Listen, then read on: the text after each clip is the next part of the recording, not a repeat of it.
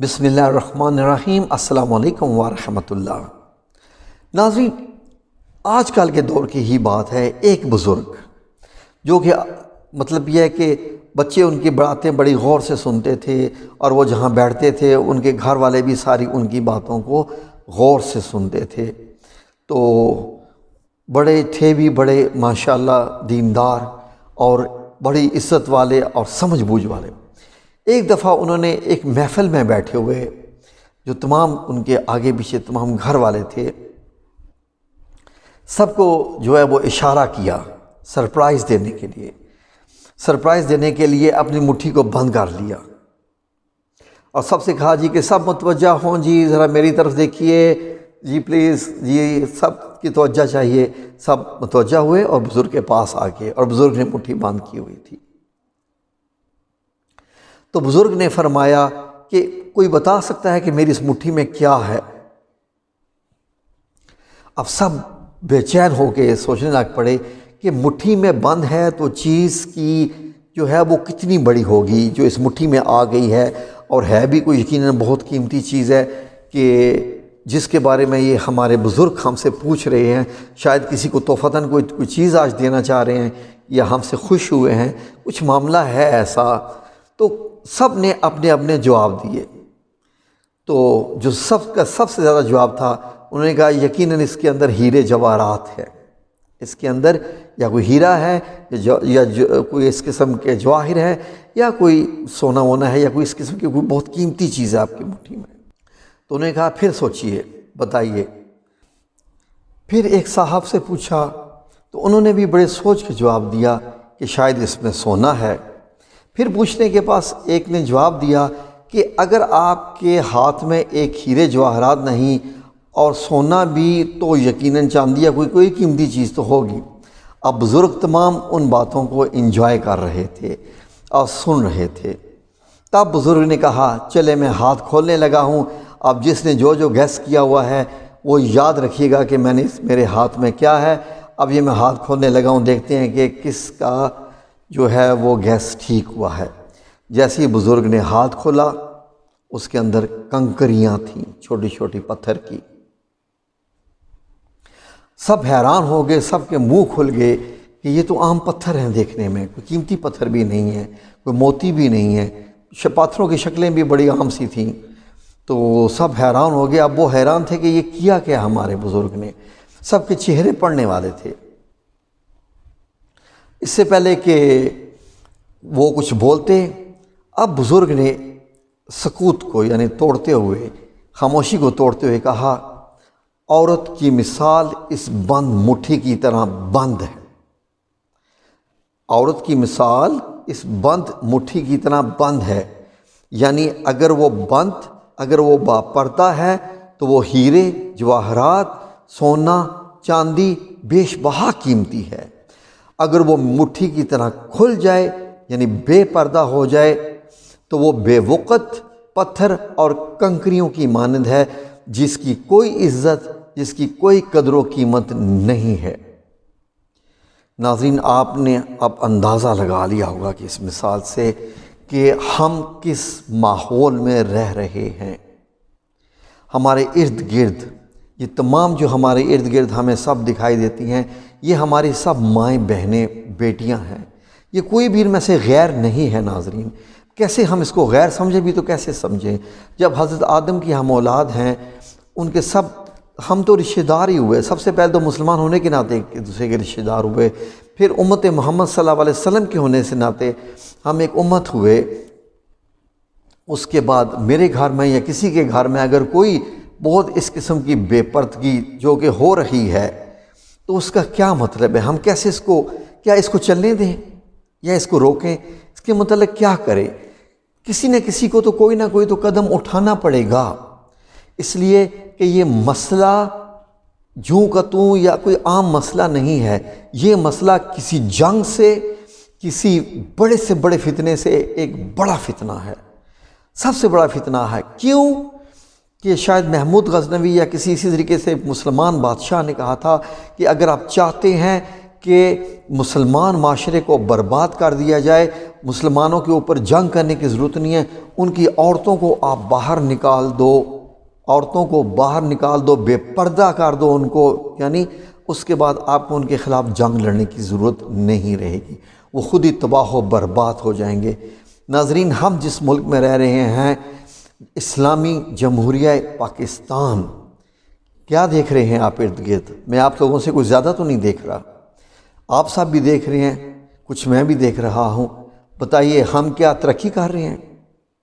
ہم ایک کہتے ہیں نا کہ at the edge of the earth, at the edge of the hill, اور ہم جس کو کہتے ہیں ایک تلوار کی نوک پر، تلوار کی دھار پر ہمارے ملک کی معیشت، ہمارے ملک کی عزت، ہمارے ملک کی سیاست، ہمارا ملک کتنا برباد ہو چکا ہے، کہاں ہم جا چکے ہیں۔ آج دیوالیہ، کل دیوالیہ، گھروں کے اندر جو کروڑ پتی ہیں، جو ارب پتی ہیں، جو بڑی مشکل سے بھی گزارا کر رہے ہیں، ہر طرف بے پردگی، بے برکتگی، یعنی جو بے برکت ہونا ہوتا ہے وہ، اور بے پردگی بھی ایسے ہے۔ ناظرین، بڑے خوش قسمت گھرانے ہیں، میں ان کو سلام پیش کرتا ہوں، میں اپنی طرف سے جو ان کے لیے میری جان، میرا سب کچھ، میں ان کے لیے سلام پیش کرتا ہوں، جن والدین نے ابھی تک اپنی بیٹیوں کو، بہوؤں کو، گھر کی عورتوں کو ابھی تک اسلامی ماحول میں ڈھال کے رکھا ہوا ہے، کسی بھی حد تک، میں ان کو سلام پیش کرتا ہوں اس فتنے بڑے دور میں۔ ناظرین، ہوتا کیا ہے، بڑی حیرانگی ہوتی ہے کہ جب آپ باہر نکلتے ہیں، بازار جا کے دیکھ لیجئے، میں تو ایک بڑے چھوٹے سے شہر میں رہتا ہوں، آپ بازار نکل کے دیکھیے، آپ کیا آج سے 10 سے 20 سال پہلے کیا یہی ماحول تھا؟ آج سے 40 سال پہلے کیا یہی ماحول تھا؟ آج سے 50 سال، 60 سال، 70 سال پہلے جو ہم میں بزرگ ہیں، اللہ تعالیٰ ان کو جزائے خیر عطا فرمائے، کیا انہوں نے یہی ماحول دیکھے تھے؟ ناظرین، مجھے نہیں یاد پڑتا کیونکہ میں نے ایسا ماحول نہیں دیکھا تھا۔ ایک پی ٹی وی کا چینل ہوتا تھا، اور یقین کیجئے کہ 5 بجے شام کو کھلتا تھا اور رات کے 12 بجے تک، اور کھلتا تھا تو سب سے پہلے تلاوت قرآن الکریم، پھر نعت رسول مقبول صلی اللہ علیہ وسلم، پھر اس کے بعد دین کی باتیں، اور جب چینل بند ہوتا تھا رات کو 12 بجے 11 بجے جو بھی ٹائم ہوتا تھا، پھر اس کے بعد تلاوت قرآن الکریم، پھر دعا، سورہ فاتحہ۔ سبحان اللہ، یہ ہمارا ملک تھا۔ اور یقین کیجئے ٹیلی ویژن تو شام کو کھلتا تھا نا 5 سے لے کے 12 بجے تک، اس وقت جو صبح کا ٹائم ہوتا تھا، انٹرٹینمنٹ کا ذریعہ ایک ہی تھا، وہ تھا ریڈیو۔